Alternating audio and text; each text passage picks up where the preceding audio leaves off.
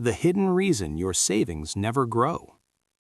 Have you ever opened your banking app just to check something real quick, and then immediately closed it again? Not because the number was negative, not because you were broke, but because the number just felt disappointing. Like you've been trying, you've been budgeting, you've been being responsible. You've been saying no more than you used to, and yet the balance still feels small compared to how much effort it took to get there. Maybe you finally hit 5,000. Maybe it's 2,000. Maybe it's been bouncing between the same range for years, up a little, down a little, never really escaping. And what's frustrating is that from the outside, everything looks fine.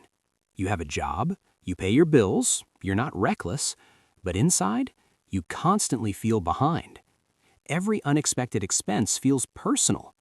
Every small emergency feels like it shouldn't be this stressful, but somehow is. You get paid, feel okay for maybe a day, sometimes just a few hours, and then life quietly absorbs the money again. Groceries, gas, subscriptions you forgot existed. One random charge that makes you squint at your screen like, when did that happen? And suddenly, the balance slides right back to where it started. Honestly, I've spent way too much time thinking about money, not in a flashy Wall Street way, but in a psychological way. Why does one number have so much emotional power? Why do some people slowly build savings without dramatic sacrifices, while others work just as hard and stay stuck? Why does saving feel impossible early on, and then oddly easier later? Because here's the strange thing. Most people who eventually build real financial stability don't point to their income as the turning point. They don't point to investing.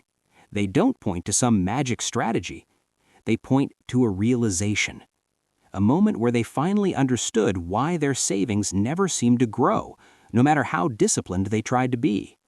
And once they saw it, everything shifted. Not overnight, not dramatically, but permanently. So if you've ever felt like your money disappears faster than it should, if saving feels like pouring water into a cracked container, this isn't about blaming yourself.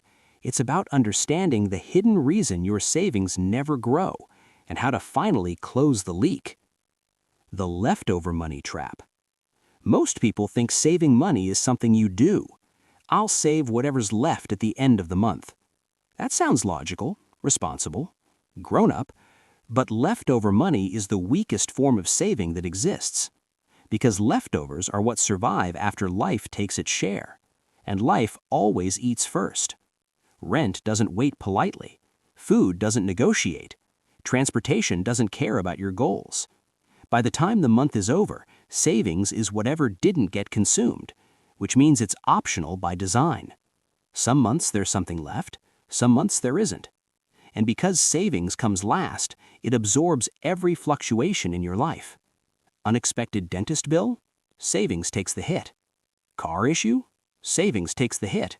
Stressful week? Savings takes the hit. The problem isn't that you're bad with money. The problem is that savings is playing defense against everything else. It never gets to go on offense. Imagine trying to fill a bucket that has a hole in the bottom. Not a big, dramatic hole, just a slow drip. You can pour water in constantly and still never see the level rise. That's what leftover saving feels like. Effort without visible progress. And over time, that invisibility kills motivation. Why small balances feel emotionally pointless. Here's something nobody likes admitting. Saving small amounts doesn't feel meaningful. Saving $100 doesn't change your life. Saving $300 doesn't create safety. Even $2,000 doesn't feel secure. So your brain struggles to attach emotional value to the effort. You sacrifice comfort today for a number that doesn't reduce stress tomorrow. And humans are terrible at that. We are wired for immediate feedback. That's why spending feels good instantly. Dopamine, excitement, relief, while saving feels abstract. Your brain doesn't register progress, it only registers restriction. That's why people don't quit saving because they're irresponsible. They quit because they can't feel momentum yet. It's like pushing a stalled car alone. For a long time, nothing moves. Then suddenly, once it starts rolling, it becomes easier. But most people quit while it still feels immovable. Your savings has no identity. Another hidden issue? Most people don't know what their savings is actually for. It's just money set aside. No name, no purpose, no role. And money without a job is incredibly vulnerable, because when temptation appears, a trip, a purchase, an emergency, that money looks idle, unused, available. If your savings doesn't have an identity, it becomes the solution to every inconvenience. But when money has a role, emergency buffer, safety net, freedom fund, touching it feels different. It creates psychological resistance. Purpose turns money from spendable into protected. Without that protection, savings quietly dissolves. The hidden cost of normal life. Here's the uncomfortable truth. Most people aren't broke because of bad decisions. They're broke because of normal ones. Normal apartment, normal car payment, normal eating out, normal convenience spending. Nothing extravagant, nothing irresponsible, just constant. And constant expenses consume surplus silently. Normal life leaves very little margin, and margin is where savings lives. If every dollar has a job maintaining your current lifestyle, there's nothing left to build the next one. We underestimate how expensive comfortable really is.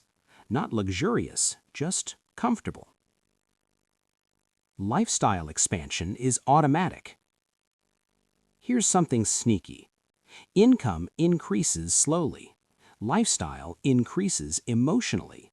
The moment people earn more, their mind starts upgrading life, not extravagantly, subtly. Better groceries, nicer apartment, more convenience, less friction. None of it feels reckless, but collectively, it absorbs the raise before savings ever sees it. So income goes up, stress stays the same, savings barely moves. That's not failure, that's human nature without guardrails.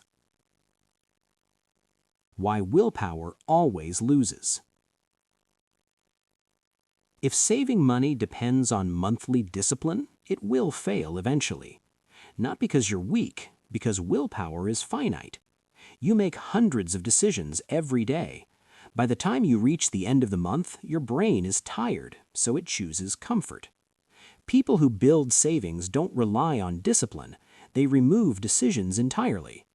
Automation isn't convenience, it's protection. Money saved before you see it never feels like a loss. The anxiety of missing out. Saving creates a quiet fear. What if something happens and I can't enjoy it? What if I'm too restrictive? What if life passes me by? So people keep savings small just in case. Ironically, that keeps them anxious forever. Because low savings doesn't create flexibility, it creates fragility. Real freedom doesn't come from spending, it comes from knowing you could. The moment the shift happens. There's a moment, different for everyone, where savings stops feeling like deprivation and starts feeling like control. You stop asking, what am I giving up? And start asking, what am I protecting? That's when savings accelerates. Because you no longer see money as something you might spend, you see it as something guarding your future. What actually makes savings grow? Not extreme frugality, not burnout, not side hustles that exhaust you. What works is boring, automatic transfers, assigned purpose, stable lifestyle, raises saved before spent, consistency over intensity. Quiet habits compound, drama doesn't. If your savings never grow, it's not because you're broken, it's not because you lack discipline, it's not because you missed some secret trick. It's because effort alone can't overcome structural leaks. Savings doesn't grow from motivation, it grows from design, from removing friction from good behavior, from adding friction to bad behavior, from protecting money before life touches it. Once the system changes, behavior follows naturally, quietly, almost effortlessly. And one day you'll open your banking app and the number won't feel fragile anymore. It won't feel temporary. It will feel solid, calm, stable. And that's when money stops controlling your emotions and starts quietly supporting your life instead. Not flashy, not dramatic, just peaceful. And honestly, that's what growing savings is really about.